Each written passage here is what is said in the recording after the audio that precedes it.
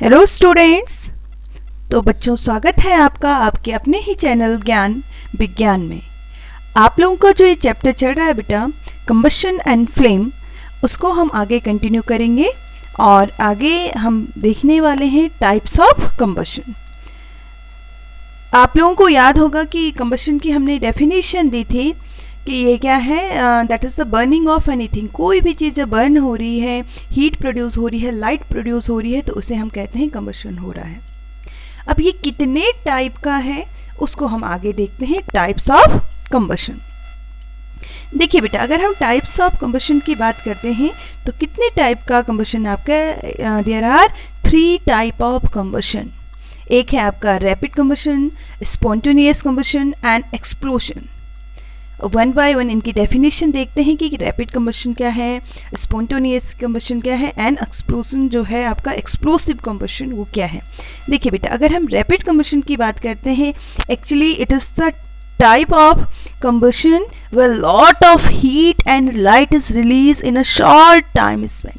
बहुत ही कम टाइम पे जब बहुत ज़्यादा हीट रिलीज़ हो जाती है, बहुत ज़्यादा लाइट प्रोड्यूस होती है, तो ऐसा जो कंबशन है बेटा उसे हम क्या कहते हैं, रैपिड कंबशन इसे हम कहते हैं। इन केस ऑफ, अगर हम किसके केस में देखते हैं, immediate burning of cooking gas and LPG. हम लोग सब अपने घरों में एलपीजी गैस जो यूज़ करते हैं या जो स्टोव है, हमारा गैस स्टोव है, हम देखते हैं कि तुरंत एक छोटा सा भी स्पार्क उसको मिलता है तो वो तुरंत जलने लगता है। तो ये कैसा कंबशन है बेटा, अगर हम इसको देखें तो ये एग्जाम्पल है आपका रैपिड कंबशन का। जैसे क्या है आपका, the burning of kerosene oil, जो केरोसिन ऑयल है वो बर्न हो रहा है आपका स्टोव में, ठीक है। या हमारा क्या है, वैक्स है, कैंडल की जो वैक्स होती है, ये भी किसके एग्जाम्पल हैं बेटा, रैपिड कंबशन के ये एग्जाम्पल हैं। यानी कि हम कह सकते हैं कि बहुत ही कम टाइम में बहुत ज़्यादा हीट रिलीज़ हो रही है, बहुत ज़्यादा लाइट रिलीज़ होती है, तो हम कहते हैं कि ये कैसा कंबशन है, रैपिड कंबशन है। दूसरा जो कंबशन है वो है स्पॉन्टेनियस कंबशन। स्पॉन्टेनियस कंबशन का मीनिंग है कि कोई भी चीज़ बिना उसको हीट दिए हुए, बिना लाइट दिए, वो खुद ही जल जाती है, खुद ही बर्न हो जाती है। ऐसा जो कंबशन है उसे हम कहते हैं बेटा स्पॉन्टेनियस कंबशन, ठीक है। तो हम कह सकते हैं, we can say the combustion reaction which occur on its own, खुद से हो जाती है। जबकि हम लोगों ने रैपिड में देखा था कि हम बाहर से स्पार्क दे रहे थे अपने लाइटर से या मैच स्टिक से, जो है बाहर से स्पार्क दे रहे थे, तब जाके वो आग पकड़ रही थी। लेकिन स्पॉन्टेनियस में ऐसा नहीं होता है, रूम टेम्परेचर पे ही हो जाता है, ठीक है। तो इसके हमारे पास अब अगर हम एग्जाम्पल देखें तो वाइट फॉस्फोरस है बेटा, जो आपका वाइट फॉस्फोरस है वो अपने रूम टेम्परेचर पे ही बर्न हो जाता है। इसीलिए हमने कहा था कि जब हमने मैच स्टिक की बात की थी, पिछली जो वीडियो है, तो हमने कहा था पहले वहाँ पे मैच स्टिक पे क्या यूज़ होता था, वाइट जो फॉस्फोरस है उसको यूज़ किया जाता था। बट ये बहुत डेंजरस होने लगा था, जो लोग हैं उनके हाथ जो हैं जलने लगे, फैक्ट्री में आग लगने लगी, तो इस वजह से वाइट फॉस्फोरस को का यूज़ बाद में बंद कर दिया गया और वहाँ पे यूज़ किया गया था रेड फॉस्फोरस। चलिए आगे देखते हैं। तो आई थिंक आपको स्पॉन्टेनियस कंबशन समझ में आ गया होगा। नेक्स्ट जो है वो है एक्सप्लोसिव कंबशन। ये जो कंबशन है ये भी बहुत फास्ट कंबशन है, ठीक है। It is also very fast combustion reaction in which a large amount of heat, जहाँ से बहुत ज़्यादा हीट, लाइट एंड साउंड भी प्रोड्यूस होती है।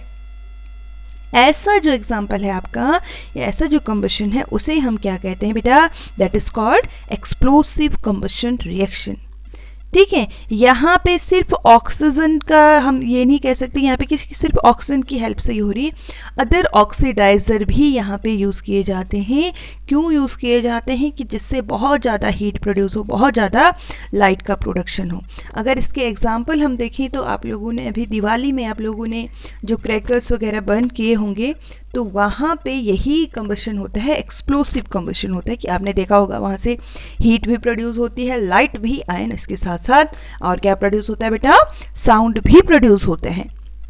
तो ऐसा जो एग्जाम्पल है आपका, इसको हम कहेंगे एक्सप्लोसिव कंबशन। अब देखिए बेटा, ये तो हो गए टाइप्स ऑफ कंबशन की बात हो गई, लेकिन कंबशन यानी कि कुछ भी बर्न हो रहा है, ठीक है। तो हम कहते हैं कि a material which is burn to produce heat, हाँ, जो भी ये जहाँ पे भी ये कंबशन हो रहा है तो कुछ तो बर्न हो रहा है, और जो ये बर्न हो रहा है उसे हम क्या कहते हैं बच्चों, that is called a fuel. Fuel नहीं होगा तो फिर बर्निंग भी नहीं होगी, कंबशन भी नहीं होगा। तो कॉमन अगर हम एग्जांपल्स देखें फ्यूल्स के तो क्या है, वुड है, कोल है, एलपीजी है, केरोसिन हो गया, पेट्रोल हो गया, डीजल हो गया, हमारी नेचुरल गैसेस हो गई, बायोगैस हो गई, ये सारे क्या है, these all are the examples और फ्यूल्स, फ्यूल्स के ही एग्जांपल हैं। आप अपने इसमें देख रहे होंगे, या जितने मैंने अभी तक नाम गिनवाए बेटा आप लोगों को, तो जो ये फ्यूल्स की हम बात कर रहे हैं, आपको मैंने कहा कि ये कुछ क्या हैं आपके जो फ्यूल्स हैं, वुड मैंने कहा, कोल कहा, एलपीजी कहा, आपको कुकिंग गैस जो है, केरोसिन हो गया, पेट्रोल हो गया, डीजल हो गया, नेचुरल गैस हो गया, बायोगैस हो गया। तो आप देख रहे होंगे ये अलग अलग सेट वाले फ्यूल्स हैं, यानी कि कुछ कैसे हैं आपके सॉलिड स्टेट में है, कुछ लिक्विड में है और कुछ गैसेस में है। सॉलिड की अगर मैं बात करूं तो देखेंगे आप लोग, वुड लकड़ी किस स्टेट में है, सॉलिड में, charcoal, coal, coke, agriculture wastage, cow dung, cakes, ये सारे कैसे फ्यूल्स हैं बेटा, they all are the solid fuels. और अगर हम लिक्विड की बात करें तो आप लोगों को पता है केरोसिन हो गया, पेट्रोल हो गया, डीजल हो गया, अल्कोहल हो गया, ये सारे कैसे फ्यूल्स हैं बेटा, these all are the liquid fuels, यानी कि लिक्विड फॉर्म में है और ये बर्न होते हैं, जलते हैं, कंबशन इनमें होते हैं। और अगर मैं गैसेस फ्यूल की बात करूं तो गैसेस में आप देखेंगे नेचुरल गैसेस जो हमारी होती हैं, पेट्रोल हो गया, बायोगैस हो गया, कोल गैस हो गया, ये सारे कैसे फ्यूल्स हैं बेटा, ये सारे के सारे हैं आपके गैसेस फ्यूल्स होते हैं। अब जितने भी ये फ्यूल्स की हम बात कर रहे हैं बच्चों, इनकी अपनी एक एफिशिएंसी होती है, ठीक है, कि ये कितनी हीट प्रोड्यूस करेंगे, कब, जब इसमें कंबशन की प्रोसेस होगी तो कितनी हीट प्रोड्यूस होगी, तो इसको हम क्या कहते हैं, that is called the fuel efficiency, और we can say the calorific value, कि इस जो फ्यूल है इसकी कितनी कैलोरीफिक वैल्यू है। तो सॉरी, ये एक स्लाइड रह गई थी आपकी टाइप्स ऑफ फ्यूल्स में। तो मैंने कहा आपकी जो फ्यूल्स हैं इनको हमने 3 कैटेगरी में डिवाइड किया है, solid fuels, liquid fuels and gases fuels. Solid fuel के एग्जाम्पल पहले भी हो गए आपके, वुड, कोल, चारकोल एटसेट्रा हैं आपके। अगर लिक्विड की बात करूँ मैं तो केरोसिन आप देखेंगे लिक्विड फॉर्म में है, पेट्रोल लिक्विड फॉर्म में है, डीजल आपका लिक्विड फॉर्म में है। गैसेस की अगर मैं बात करूँ तो सीएनजी जो हम यूज़ करते हैं, ठीक है, कंप्रेस नेचुरल जो गैस है, एलपीजी हो गया, बायोगैस हो गया, हाइड्रोजन हो गया, ये सारे कैसे हैं बेटा, हमारे गैसेस फॉर्म में हैं, ये फ्यूल्स हैं जिनको हम यूज़ करते हैं। अब मैं बात कर रही थी जितने भी फ्यूल्स हम यूज़ करते हैं उनकी कुछ एफिशिएंसी होती है या उनकी कुछ कैलोरीफिक वैल्यू है। तो ये कैलोरीफिक वैल्यू क्या है, ये फ्यूल एफिशिएंसी क्या होती है, actually the amount of heat produce by the complete burning of 1 kilogram of fuel, यानी कि 1 kg जो फ्यूल है कितनी हीट प्रोड्यूस कर रहा है ड्यूरिंग बर्निंग, बर्न होते हुए या कंबशन की प्रोसेस में, तो उसे हम क्या कहते हैं, that is called the calorific value. समझ रहे होंगे आप लोग, यानी कि कोई भी फ्यूल है, चाहे आपका काउडंग है, वुड है, कोल है, बायोगैस है, वहाँ से कितनी ज़्यादा हीट प्रोड्यूस हो रही, भाई हम कुछ तो कहेंगे ना कि कितनी हीट प्रोड्यूस हो रही है, ठीक है, और किस में से 1 kg बर्न होने में से, तो उसे हम कहते हैं कैलोरीफिक वैल्यू या आपका फ्यूल एफिशिएंसी से हम कह सकते हैं। तो देखते हैं कौन से जो है आपका कितनी वैल्यू किसकी होती है, डिफरेंट ये टेबल इसको देख लेते हैं, फिर उसके बाद ये प्रॉब्लम सॉल्व करेंगे। देखिए बेटा, अगर मैं काउडंग केक की बात करूं तो इसकी जो कैलोरीफिक वैल्यू है इसको हम किलो जूल पर केजी में इसको हम लिखते हैं। तो इसकी 6000 kg से लेके आपका केजी से, यानी कि कैलोरीफिक जो वैल्यू है इसकी वो कितनी तक हो सकती है, 8000 तक, ठीक है। ऐसे ही अगर मैं बात करूं किसकी, वुड की, तो इसकी देख लेंगे आप लोग कितनी है, 17,000 से लेके आपकी 22,000 जो है किलो जूल जो है इसकी क्या हो सकती है, एफिशिएंसी हो सकती है। ऐसे ही कोल का है, पेट्रोल का है, इन सब की आप देखेंगे कि कैलोरीफिक वैल्यू अलग अलग है, यानी कि अलग अलग जो है हम कह सकते हैं कि यहाँ से हीट प्रोड्यूस होती है सबसे ज़्यादा। अगर मैं हीट की बात करूँ तो आप देख रहे हैं अपने स्क्रीन पे भी देख सकते हैं, हाइड्रोजन अगर आप देखें तो इसकी कितनी केजी है, या हम कहेंगे कि कितनी किलो जूल जो इसकी है हीट यहाँ से प्रोड्यूस होती है बेटा 1,50,000। आप देख सकते हैं। तो सबसे ज़्यादा जो कैलोरीफिक वैल्यू है वो किसकी है आपके इसमें, आपकी हाइड्रोजन की है, और ये एक गैसेस फ्यूल है। मैंने कहा था इसको हम सॉल्व करेंगे। एक यहाँ पे एक एग्जांपल देखेंगे। एक आपके पास एक इक्वेशन है, या इक्वेशन है आपके इसमें इन एन एक्सपेरिमेंट, कोई एक्सपेरिमेंट किया जाता है जहाँ पे 4.5 kg of fuel completely burn हो जाता है, जल जाता है, ठीक है। और यहाँ पे जो हीट प्रोड्यूस हो रही है उसको मेजर किया जाता है आपका कितना, 1,80,000। आप अपने इसमें देख सकते हैं किलो जूल जो है आपकी क्या प्रोड्यूस होती है, वहाँ पे हीट प्रोड्यूस होती है। तो इसकी कैलोरीफिक वैल्यू कैसे निकालेंगे, जो फ्यूल है आपका उसकी कैलोरीफिक वैल्यू कैसे निकालेंगे। देखो बेटा, कैलोरीफिक वैल्यू हमने कहा था कि 1 kg किलोग्राम में कितना जो है आपकी क्या प्रोड्यूस हो रही है, जो 1 kg आपका क्या है फ्यूल है उसमें कितनी ज़्यादा हमने कहा था कि क्या प्रोड्यूस हो रही है, लाइट प्रोड्यूस हो रही है या कितनी ज़्यादा हीट प्रोड्यूस हो रही है, सॉरी। तो उसको हम क्या कहते हैं, उसकी एफिशिएंसी कहते हैं। भाई तो 1 निकालनी है तो क्या करना है, ये गिवन है आपके पास कि जो 4.5 kg जो फ्यूल है वो आपका इतना प्रोड्यूस कर रहा है, ठीक है। 1,80,000 किलो जूल जो है वो हीट प्रोड्यूस कर रहा है आपका।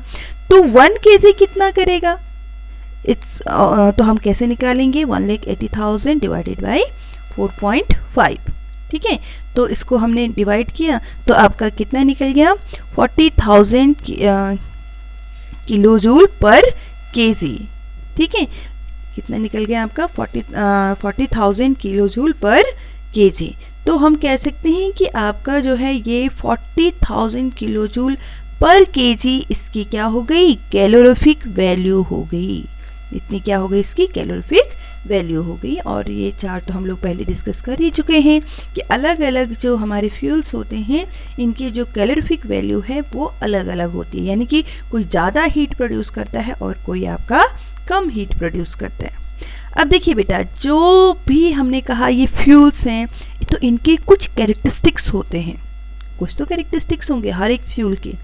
तो जो एक अच्छा फ्यूल है उसकी क्या कैरेक्टरिस्टिक्स होंगे, what are the characteristics of an ideal fuel, ठीक है। तो कैसा होना चाहिए, सबसे पहला तो यही कि जो हमने बात की थी अभी कैलोरीफिक वैल्यू की, it has a high calorific value, यानी कि it should be produce a large amount of heat per unit mass.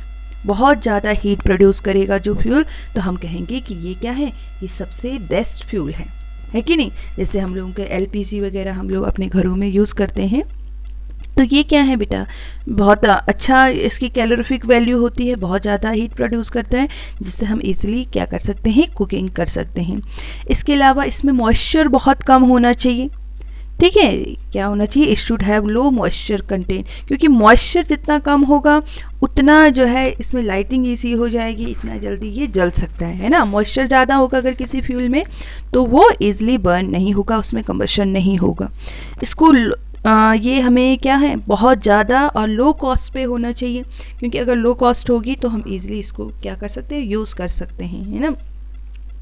इसका मॉडरेट इग्निशन टेम्परेचर होना चाहिए, बहुत ज़्यादा भी नहीं तो बहुत कम भी नहीं, ठीक। क्योंकि अगर बहुत ज़्यादा इग्निशन टेम्परेचर होगा तो खुद ही जल जाएगा रूम टेम्परेचर पे, औरों के लिए भाई नुकसान हो जाएगा, है ना। और अगर बहुत कम होगा तो जलेगा ही नहीं। तो मॉडरेट होना चाहिए कि हम थोड़ा सा भी लाइट अप करें तो वो जल जाए, ठीक। इसकी जो वेलोसिटी है कंबशन शुड बी मॉडरेट, कि ये सही से क्या होना चाहिए, इसमें कंबशन होना चाहिए, ईज़िली इसको हम ट्रांसपोर्ट कर सकें विदाउट एनी डेंजर, कोई ख़तरा ना हो, ठीक है। कोई हार्मफुल गैसेस न ये प्रोड्यूस करें, इसको ईज़िली हम लोग क्या कर सकें, स्टोर कर सकें। इसके अलावा जब इसको हम बर्न करें, जलाएं इसको, तो इसमें कोई भी स्मोक ना प्रोड्यूस हो। जैसे हम लोग अपने घरों में LPG में करते हैं कि जब जलाते हैं तो कोई उसमें स्मोक नहीं होता है, जिससे क्या नहीं होता, पॉल्यूशन नहीं होता है, ऐसे बीमार होने के चांसेस नहीं होते हैं। इसका जो कंबशन है ये इजीली कंट्रोलेबल होना चाहिए, कि हम उसको कंट्रोल कर सकें कि भाई कम करना है, ज़्यादा करना है, या हमें किस तरह से इसको बर्न करना है, ठीक है। अगर हम सॉलिड फ्यूल की बात करते हैं तो साइज है ये शुड बी यूनिफॉर्म, एक यूनिफॉर्म होना चाहिए, एक जैसा होना चाहिए, जिसका इसका कंबशन जो है क्या हो सके, रेगुलर हो सके। ठीक है, तो और इसके साथ साथ कोई भी हार्मफुल गैसेस न रिलीज़ हो। अगर किसी फ्यूल को बर्न होने में हार्मफुल गैसेस रिलीज़ होती हैं तो ये हेल्थ के साथ क्या होना चाहिए, होता है बेटा, एक डेंजर, हम कहेंगे खतरा होता है। तो ये क्या है, these are the some characteristics of an ideal fuel. अब देखिए बेटा, कोई भी जो फ्यूल है जब वो बर्न होता है तो आप देखेंगे मोस्टली जितने भी फ्यूल्स हैं उनमें फ्लेम फॉर्मेशन होती है, फ्लेम उनकी बनती है। ठीक है, तो हम कह सकते हैं कि फ्लेम क्या है, actually it is a region where combustion of gases substances takes place. वो जगह है जहाँ पे क्या होते हैं बेटा, आपके जो गैसेस सब्सटेंसेस हैं जहाँ पे कंबशन हो रहा होता है, बर्निंग हो रही होती है, तो वो जो जगह है उसे हम क्या कहते हैं, दैट इज़ कॉल्ड फ्लेम। जैसे आप इसमें अपनी स्क्रीन पे देख रहे हैं, ये क्या है, एक फ्लेम का स्ट्रक्चर है। लेकिन अगर आप इसको गौर से देखेंगे बेटा, when you will see it's very clearly, आप डीपली, तो आप देखेंगे देयर आर 3 स्ट्रक्चर, या इसको हम 3 पार्ट में डिवाइड कर सकते हैं। You can see the outer जो लेयर है इसकी, अगर इसको मैं डिलीट कर देती हूँ, अब देखो आउटर जो लेयर है आपको रेडिश दिख रही होगी, देखिए गौर से, है कि नहीं है। उसके बाद अंदर देखिए ऑरेंज है दूसरी, और उसके बाद बिल्कुल अंदर देखेंगे आप येलोइश कलर है। यानी कि जो फ्लेम है इसको हम कितने जोन में डिवाइड कर सकते हैं, 3 जोन में इसको डिवाइड किया जा सकता है। और जो ये जोन है इसको हम, सबसे जो आउटर जोन है यहाँ पे क्या होता है बेटा, कंप्लीट कंबशन होता है, और सबसे हॉटेस्ट पार्ट भी है ये। ठीक है, फिर उसके बाद अगर हम बात करते हैं किसकी, उसके इनर जोन की बात करते हैं या मिडिल जोन की बात करते हैं, वहाँ पे पार्शियली कंबशन होता है और मॉडरेट जो है वहाँ पे क्या होता है, आपका जो हीट है। ठीक है, और फिर उसके बाद सबसे इनर पार्ट की बात करते हैं, जो ये जैसे ये है आपका इनर मोस्ट पार्ट, सबसे इनर मोस्ट जो येलोइश सा आपको दिख रहा है, तो यहाँ पे अनबर्न्ड वैक्स है, जैसे ये है ना, जो अनबर्न्ड वैक्स है वो यहाँ पे प्रेजेंट होती है, और यहाँ पे ये सबसे कम हम कहेंगे हीट इसमें होती है, या लीस्ट हॉट ये होते हैं। तो इस तरह से हम कह सकते हैं कि जो फ्लेम है उसके भी क्या होते हैं बेटा, अलग अलग पार्ट्स हैं, या इसका भी अलग अलग स्ट्रक्चर इसका होता है, स्ट्रक्चर ऑफ फ्लेम इसे हम कहते हैं। अब देखिए जो ये फ्लेम है, आप देखेंगे अगर इसको कभी गौर करेंगे बेटा, अलग अलग आप फ्लेम देखेंगे तो आप देखेंगे वो अलग अलग कलर में बर्न हो रही है भाई। कभी आप देखेंगे बिल्कुल ब्लू फ्लेम है, और कभी आप देखेंगे येलो फ्लेम भी कहीं पे आती है। आप कैंडल बर्न करते हैं, आप केरोसिन ऑयल बर्न करते हैं तो वहाँ से येलो फ्लेम प्रोड्यूस होती है, लेकिन जब हम लोग अपना गैस स्टोव बर्न करते हैं तो वहाँ आप देखेंगे ब्लू फ्लेम प्रोड्यूस हो रही है। ऐसे क्यों होता है? देखो बेटा, अगर क्या है एयर में सफिशिएंट ऑक्सीजन प्रेजेंट है तो हमारा जो फ्यूल है वो बहुत अच्छे से बर्न होता है। ठीक है, और जब फ्यूल बहुत अच्छे से बर्न होगा तो वहाँ पे जो कलर होगा वो कैसा होता है बेटा, आपका ब्लू कलर होता है। ठीक है, एक और चीज़ भी है कि यहाँ पे जो है ये, तो ये कम्प्लीटली बर्न हो रहा है। एक आइडियल फ्यूल अगर ये है, बहुत अच्छा फ्यूल है जो इजीली बर्न हो जाता है, ठीक है, तो वहाँ पे जो कलर है वो ब्लू होता है। बट अगर क्या नहीं है, ऑक्सीजन नहीं सफिशिएंट है, ठीक है, जैसे कैंडल के केस में हम देख रहे हैं, तो यहाँ पे जो हमें फ्लेम दिख रही है वो कैसी दिख रही है, येलोविश कलर की हमें फ्लेम दिख रही है। The yellow flame is caused by the glow of hot unburned carbon particles. Actually क्या होता है, यहाँ पे कुछ एक जो बर्न हो रहा है ना, सभी चीज़ें तो कार्बन से बनी हुई हैं, तो कुछ कार्बन यहाँ पे बर्न नहीं हो पा रहा, वो जल नहीं पा रहा है, और इस वजह से यहाँ पे उस कार्बन की प्रेजेंस की वजह से ये जो फ्लेम है ये कैसी हो गई बच्चों, येलोविश हो गई है। या अगर इनसफिशिएंट ऑक्सीजन है, पूरे उसको बर्न नहीं कर पा रही है, तो भी हम कहेंगे जो फ्लेम है वो कैसी होगी बच्चों, येलोइश कलर की होगी। क्लियर? चलिए अब देखते हैं बेटा, burning of fuels leads to harmful products. कभी कभी क्या होता है कि अगर फ्यूल अच्छे से बर्न नहीं हो रहा है, इनकम्प्लीट कंबशन उसमें हो रहा है, तो क्या होता है आपका हार्मफुल गैसेस भी प्रोड्यूस होते हैं, जैसे कार्बन मोनोऑक्साइड गैस है, ये इट्स वेरी पॉइजनस गैस है ना। और ये कब प्रोड्यूस होती है बेटा, ड्यूरिंग आपका जब क्या बर्न होता है, आपका कोल बर्न होता है, ठीक, आप जानते हैं कोल, आप जानते हैं बहुत सारे लोग यूज़ करते हैं सर्दियों में स्पेशली अपने रूम को गर्म करने के लिए। और अगर रूम क्लोज है, बंद है, ठीक है, डोर्स क्लोज हैं, विंडोज़ क्लोज हैं, तो यहाँ कार्बन मोनोऑक्साइड क्या कर देती है, इंसान की डेथ भी कर देती है। Kill person sleeping in that room, वो जो इंसान है वो ख़त्म हो जाता है। इसके अलावा ये जो कार्बन डाइऑक्साइड यहाँ से रिलीज़ होती है, उसकी वजह से क्या होगा, अर्थ का टेम्परेचर बढ़ता है और ग्लोबल वार्मिंग के लिए ये रिस्पॉन्सिबल है।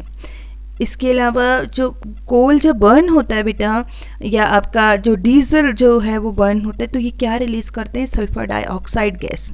और ये कैसी है, it is an extremely suffocating, हम कह सकते हैं एंड कोरोसिव गैस है ये। इसकी वजह से भी इंसान की क्या हो जाती है, डेथ हो जाती है। और सल्फर डाइऑक्साइड जो है बेटा, ये रिस्पॉन्सिबल होता है एसिड रेन के लिए। और आप जानते हैं कि जो एसिड रेन है ये किसके लिए हार्मफुल है, हमारी क्रॉप के लिए हार्मफुल है, हमारी बिल्डिंग्स के लिए, हमारी सॉइल के लिए हार्मफुल है, हमारे जो स्टेचूज़ हैं उनके लिए हार्मफुल है। भाई एसिड कहीं भी गिरेगा तो उसको कौन सा बचाएगा, वो हर चीज़ को ख़त्म कर देता है, ठीक है। एडवांटेज क्या है, अगर हम अब आप देख रहे होंगे हम बहुत सारी चीज़ें यूज़ करते हैं फ्यूल में। तो पहले के जो लोग हैं वो वुड बहुत यूज़ करते थे, लकड़ियों को बहुत यूज़ करते थे। तो क्या एडवांटेज हैं वुड को यूज़ करने की, ठीक है। तो क्या हो सकता है बेटा, एक तो ये बहुत चीप हो जाता है, बहुत सस्ता होता है, इजीली इसको यूज़ किया जा सकता है। हम कहते हैं कि इकोनॉमिक एडवांटेज इसका बहुत ज़्यादा है कि लोग लकड़ियाँ इकट्ठी करते हैं, जलाते हैं, इसमें कोई वो नहीं है कि ये नहीं कह सकते हम लोग कि क्या है इसमें कुछ पैसा लग रहा है। तो इकोनॉमिकली ये हमारे लिए बेनिफिट होता है। दूसरा, वुड को इसलिए यूज़ किया जाता है कि ये इससे जो इसको जब हम बर्न करते हैं, जलाते हैं, तो इससे जो है डेंजर का जो खतरा है वो कम रहता है अदर फ्यूल के कंपैरिजन में, एज़ कम्पेयर टू और एलपीजी के कंपैरिजन में, ठीक है। इसके अलावा इसमें क्या है बेटा, इसका जो एडवांटेज है इसमें और क्या होगा, आपका जो कार्बन डाइऑक्साइड है ये जो इमिट हो रही है यहाँ से ड्यूरिंग बर्निंग, ये लगभग आपकी कितनी परसेंट लेस होती है, अदर जो फ्यूल है 90% हम कह सकते हैं जो फॉसिल फ्यूल्स हैं। तो यहाँ से न तो कार्बन डाइऑक्साइड तो होगी, सॉरी, बट अदर जो गैसेस हैं जैसे सल्फर डाइऑक्साइड हो गया आपका, या आपके जो हैवी मेटल्स नहीं यहाँ से रिलीज़ होते हैं, तो अदर हार्मफुल इफेक्ट नहीं होते हैं। जो एसिड रेन नहीं इससे होगा क्योंकि सल्फर डाइऑक्साइड नहीं रिलीज़ हो रहा है, कार्बन मोनोऑक्साइड नहीं रिलीज़ हो रहा है। तो इस तरह से ये हमारे लिए क्या नहीं है, हम कहेंगे कि इसका फ़ायदा है। लेकिन इसके कुछ डिसएडवांटेज भी हैं, जैसे स्मोक इसमें फॉर्म होती है, इसके अंदर वाटर वेपर हो सकता है, कार्बन डाइऑक्साइड रिलीज़ होती है, ठीक है। और ये क्या कर सकते हैं, नुकसान कर सकते हैं, हमारी हेल्थ को नुकसान कर सकते हैं, हमारे इन्वायरमेंट को नुकसान करते हैं, ठीक है। जो ये स्मोक है बेटा, ये फाइन पार्टिकल्स ये क्या कर किस चीज़ के लिए रिस्पॉन्सिबल हो सकते हैं, पॉल्यूशन के लिए भी रिस्पॉन्सिबल हो जाते हैं। अब देखिए दोनों में अगर हम डिफरेंस देखें एलपीजी में और वुड में, तो क्या डिफरेंस है, एलपीजी आपका एक गैसेस फ्यूल है, जबकि आपका जो वुड है वो एक सॉलिड फ्यूल्स है। एलपीजी में आपका स्मोक नहीं प्रोड्यूस होता है, जबकि वुड में आपका स्मोक प्रोड्यूस होता है। एलपीजी की जो कैलोरीफिक वैल्यू है वो आपकी कितनी है, 55,000, जबकि आपकी जो वुड है उसकी कैलोरीफिक वैल्यू तो बहुत कम है, आपका 17,000 किलोजूल पर केजी है, ठीक है। एंड एलपीजी जो है ये इजीली स्टोर किया जा सकता है सिलेंडर में, बट आपका वुड को बहुत ज़्यादा स्पेस चाहिए होता है। अगर हमें 1 महीने के लिए लकड़ियाँ इकट्ठी करनी है तो बहुत बड़ा रूम हमें चाहिए, वहाँ पे हमें उसे स्टोर करना पड़ेगा, जबकि एलपीजी जो है एक छोटे से सिलेंडर में स्टोर हो जाती है। एलपीजी से कोई पॉल्यूशन नहीं होता है, वुड से आपने देखा कि स्मोक इससे फॉर्म होता है, एयर पॉल्यूशन इससे हो सकता है। तो ये क्या है, कुछ एडवांटेज एंड डिसएडवांटेज हैं दोनों के। ये आपके पास एक छोटा सा असाइनमेंट है बेटा, आप इसको देखिए, ठीक है, और आप इसकी हेल्प से आप समझने की कोशिश करिए कि आपको जो ये वीडियो है ये कितनी समझ में आई। क्लियर? तो आई होप आप लोगों को वीडियो अच्छी लगी होगी। आप वीडियो को लाइक करिए, और जिन्होंने अभी तक चैनल को सब्सक्राइब नहीं किया है प्लीज़ इसको सब्सक्राइब ज़रूर करिए। Thank you student.